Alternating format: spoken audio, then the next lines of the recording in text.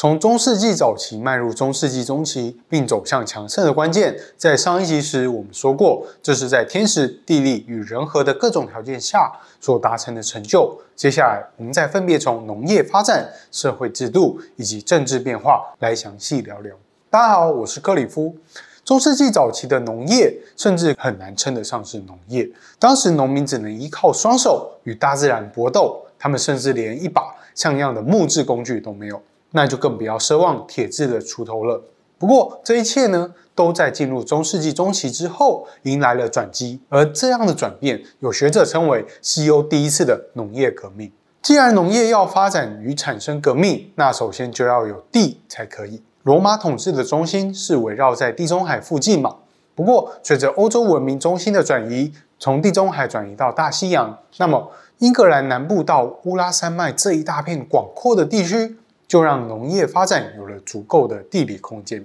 地有了，再来是气候。上一集我们也有说过，这个时候的平均气温上升了1度，这就让农作物可以顺利生长。此外，气温的上升也让原本比较潮湿的气候变得干燥一点。而气候干燥对于北欧是最有利的，因为原本这里太过潮湿，不利于农耕细作。这样的转变让冰山或冰川融化，使得挪威人有了可以开垦的土地。再来是工具带来的技术革新。虽然有些农业用具在中世纪早期就已经发明了，不过要等到中期才能够广泛的被推广开来。这个原因当然有很大一部分是因为外族不再侵略，使得西欧进入安稳的局势。换句话说，统治者终于有时间与精力投入各项技术发展。首先最重要的是种犁的使用。虽然早在罗马时期就已经有犁耕的技术，不过罗马是用轻便的浅犁，这对于地中海的薄地已经足够将土壤给翻过来，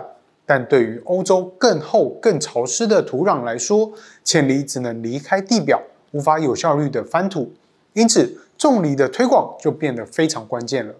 种犁不仅可以离开深厚的土壤，翻耕垄沟，犁沟也可以成为良好的排水系统，让之前被抛荒的土地纷纷成为可以开垦的农地。而跟种犁搭配的是山田制的作物轮作。因为当时没有肥料的应用，所以农民普遍是将一半的农地直接休耕1年，让它恢复地力，造成早期的农业生产量非常低落。但山田制的革新却改变了这个状况。说起来其实也很简单啦，那就是将1/3的田地进行休耕，另外1/3的农地春季种植，夏季收获，最后1/3秋季种植，隔年春末初夏时收获。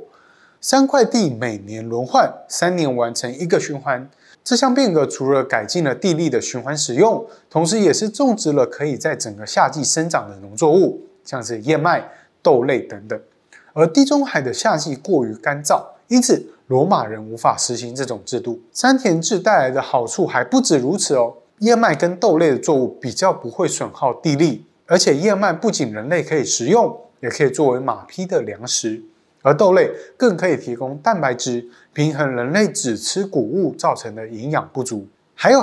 山田制还能让农民分散劳动，避免1年当中过度集中操劳。这项看似简单，却带来深远影响力的变革，可以说是农业革命的关键。随着种犁的推广与山田制的革新，农业产量带来非常直观的增长，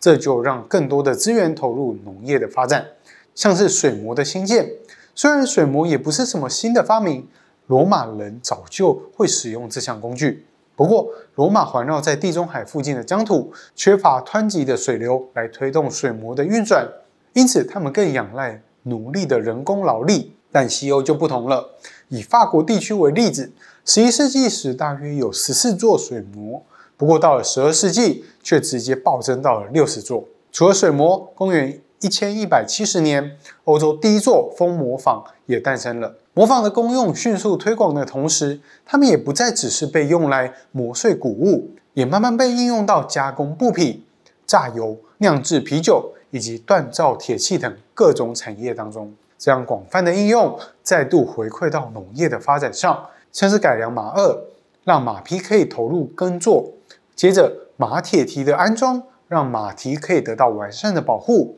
以及纵列碗具的发明，让马匹可以做到前后纵列的牵拉，还有独轮手推车、耕耙等工具，铁器的应用逐渐增加，使得原本难以开垦的地方也不再成为问题。大家还记得铁锤查理与本笃教会他们往日耳曼地区拓展的方针吗？虽然之后加洛林王朝在前身者路易死后逐渐分裂成3个王国，但往西北开垦的脚步却没有停止。尤其在领主发现农业生产带来的变化后，更是加大投入开垦的力道，使得原本的森林、沼泽等地区通通都被拓展成为农业用地，让农业产量从中世纪早期到公元12世纪末提升了3到4倍。讲了这么多，应该就可以明白为什么有学者会称为这是西欧的第一次农业革命了。农业发展带来的影响，自然而然就是社会制度的变化。